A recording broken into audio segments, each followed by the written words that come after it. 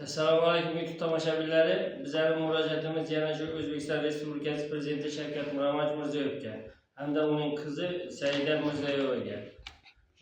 Bizning shu har doimgidek murojaatimiz shu Karimov G'ayrat akamizni nahotdan mana 3 yildan beri har bir adolatsiz sudyalar tomonidan ko'rilib chiqyapti bu.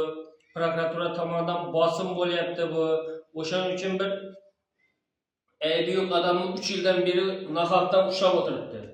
Mana yaqinda endi Oliy sud raisi o'rniga Rabaxon Mahmudova yangidan tayinlandi.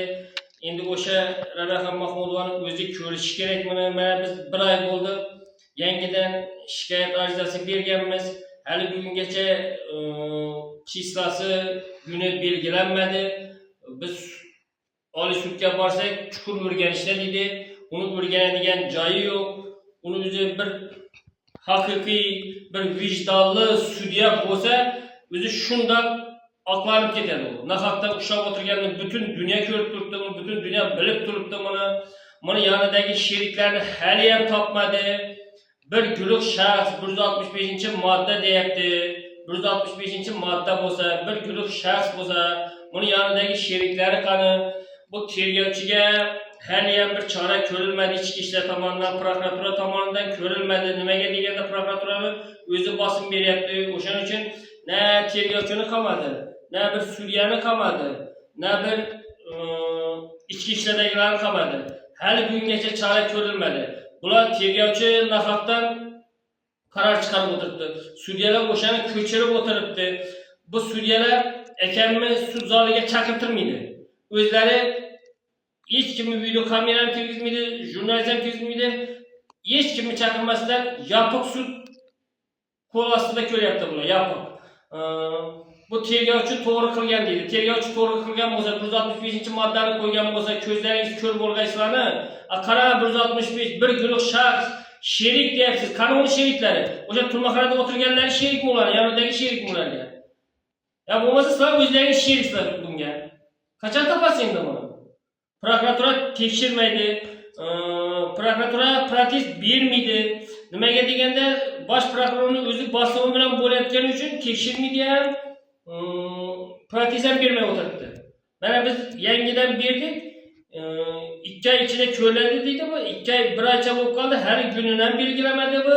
Rabaxon Mahmudovani o'zi ko'rishi kerak endi buni. Buni yonidagi qo'l ostidagi xodimlar shu bir qarorni chiqaradi. Hammasi bir qaror. Ular o'qimagan, biridan biri ko'chiradi uni. Qolaversa prezidentimiz sizdan iltimos, mana yaqinda aytdingiz bu sudyalardan xalq rozimi deyapsiz. Rozi emas xalq. Butunlay norozi. Bir adolatli video kamera bilan o'tkazib berishingizni sizdan iltimos qilaman. Hurmatli prezident bolam, qana meni bolamning gunohi bo'lsa, aybi bo'lsa, axir shu vaqtga 3 yildan beri shu topmaslik bo'larmi? İşmese bu adamlar, karasa bana, o tapar edi, axir şerikini tapar edi, oğulluğunu tapar edi, oğulluğu bulsa, bunu hemmesinden yaşlıman, asman tutman deyip bir, yani ekstrem basımı bu, hemme geçip ötüp tuttu basımı. Bir adamın işini yürütmeydi buna. Hemmesinin kendisine kuyut koydu. Şu sizin kol astığınızda inanılan, prokurorunuzun yatıp oturan işi bu. Dünyanın ben tutup oturtmadım. Hele bundan gelir bir günü bir. Dünya kolundan gider. Bundan bana çalışın her yığılak kalar bir gün hele. O bir insaf bile, diyanet bile olsun bir ser olsa bakın. Şünçelen bir adama şünçelen cevretmek olamaz. 3 yıldan beri bir evde tapmaz mı? 3 günde tapar üzerine gerek olsa. Hurmatli prezidentimiz, sizga murojaat qilyapmiz. Bizlarni akamizning 3 yildan beri qamab qo'yishibdi. Iltimos sizdan bizlarga amaliy yordam bering. Saida opa, sizga ham murojaatimiz bor. Bizlarni akamiz 3 yildan beri qamab qo'yishibdi. Iltimos sizdan bizlarga amaliy yordam bering. Hurmatli prezidentimiz, hurmatli Saida Mirziyoyeva, murojaatimiz ham iltimosimiz ham murojaatimiz sizlarga. Bizdan akamiz nahotdan 3 yildan beri qamab qo'yishibdi. Qani buni sheriklari qani o'g'irlik qilgan bo'lsa? Hamda bizani so'zimiz so'ngida yana aytadigan gapini sudya Oliy sud raisi Rahim Mahmudova mana bu sudyalarning ilmi yo'q, bilimi yo'qligini men aytaman mana. 165-modda mana 165 o'qib bering, bularning ilmi yo'q, bilimi yo'q. Ko'rsin bular ko'zlari ko'rmaydigan bo'lsa, bir guruh shaxslar tomonidan oldindan til biriktirib sodir etilgan bo'lsa deyapti. 5 yildan 10 yilgacha deyapti. Bularning ko'zi ko'rami, ko'rmaymi? Buni yonidagi sheriklarni qachon topadi buni? Qachon topadi? Bular sudyalarning o'zlarini qamash kerak. Prezidentimiz aytayapti. Mana kecha Saida Mirziyoyev aytdi. Siz sudyalardan dedi, xalq dedi, norozi dedi. Sizlarning o'zlaringizni qamash kerak dedi. Sudyalarning o'zini qamash kerak.